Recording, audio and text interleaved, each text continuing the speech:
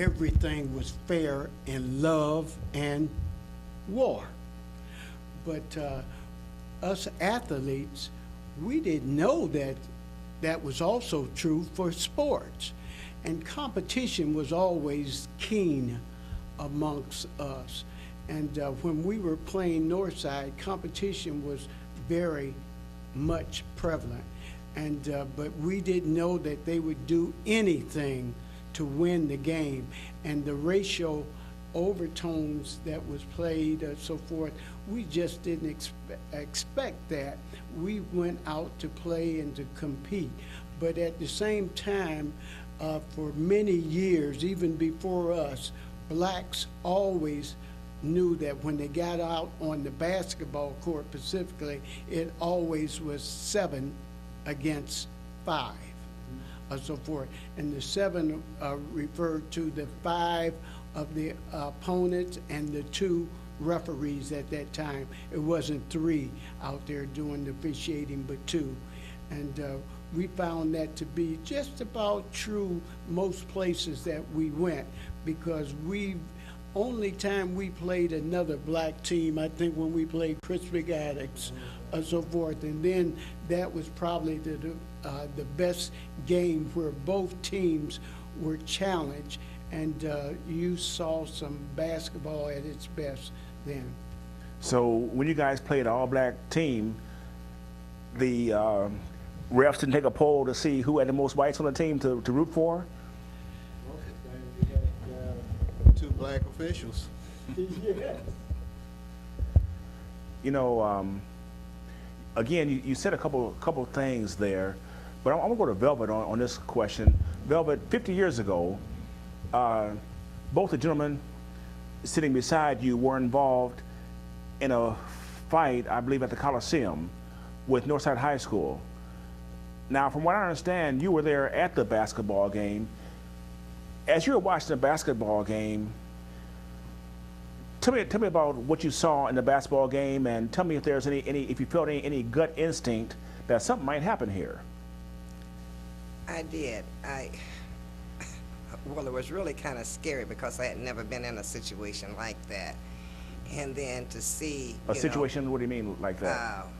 Where, okay, if people are in front of you, you can see those people, but when people are hollering at you from the back and all kind of words are flaring. Like what? All kinds of words that's not becoming to blacks.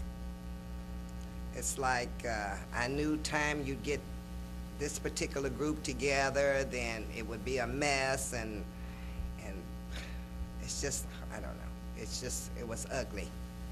I was there seeing it firsthand, and I just.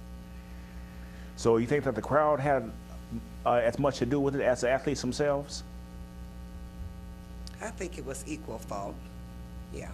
Because see, sometimes like the players, they still want to play, so they're involved, but they can put aside the differences, or one come out, but then if the crowd is hollering and saying things and cursing, and now you got people behind you, you don't even know what they look like, throwing things at the back of your head, and stuff's going everywhere, and tempers are flaring. Now you got innocent people involved in something that they shouldn't have been. So as people were hollering at the basketball players, none of those jeers were meant for the black spectators, was it?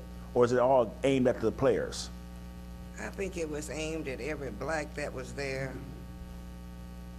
not just the players. Once they had gotten angry, things come out that I don't think you always necessarily mean, but you're saying these things to get a point across and meanness, and now the players are all upset, the people in the audience is upset. Everybody everywhere is just all out of context, they're everywhere, and you're getting too close to other people's space. Now you got pushing and shoving going on, and then it carries to the outside. Then when you get on the outside, you think you can just get in your car and go home, and you're not saying anything, and then there's people hollering, oh, you think you're, or you didn't do this, or so-and-so was wrong. So, you know, you have too many tempers flared up and feelings involved. And see, sports was a thing, everybody wanted to win. Everybody wanted to win, but somebody have to lose, and they just couldn't accept that. But that was a bad time and a bad era.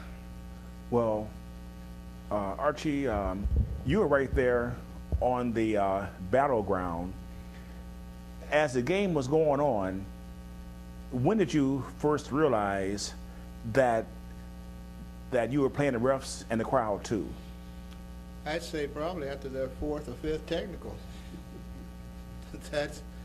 You know, we knew right then nothing was going right. I walked over and I talked with one of the officials, you know, because I'm captain, you know, I'm supposed to be able to talk to these people and you know, and try to tell them, hey, you need to get a hold on this situation out here because something is going to happen. They didn't listen. They listened, they just didn't care, I think. And things just got out of hand. I mean, you could just tell that it was going to get ugly. You knew it. So the technicals were the first domino, so to speak, to fall. They were the first. What happened next? Well, there were a couple hard fouls. You know, when you get a hard foul, that it really stirs up the crowd. One of the players was coming in for a layup. One of our guys body blocked him, knocked him out on the ice.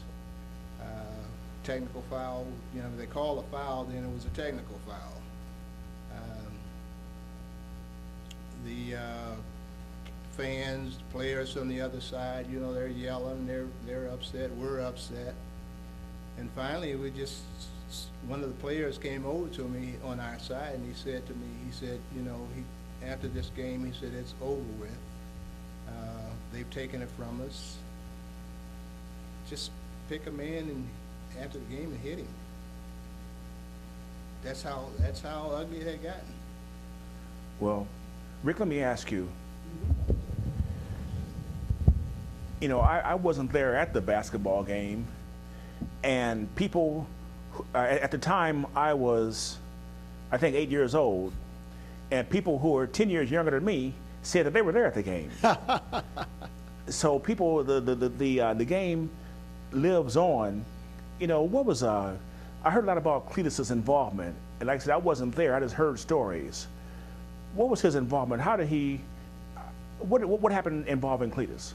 Well, first of all, you got to remember, I'm 67 years old now, and I can remember generally, but just like it was yesterday, I can't recall that. But I simply say this, that I have been told by some close friends that Cletus fouled someone kind of hard, and then they took offense to that.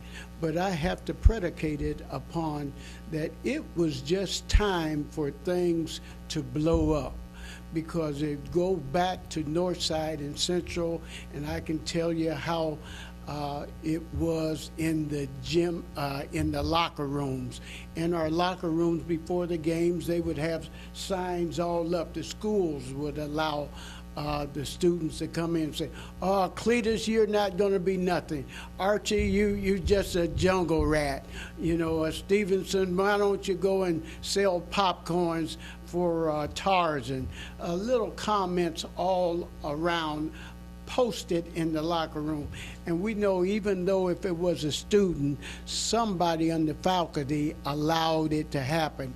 And so it was prevalent. It was a boiling point with the players as well as with the fans, because the fans also knew that they had a lot of prejudice activities that they had to live with, and the day was coming now. MLK was on the scene, and blacks was just standing up and saying it's wrong, and enough is enough is being said.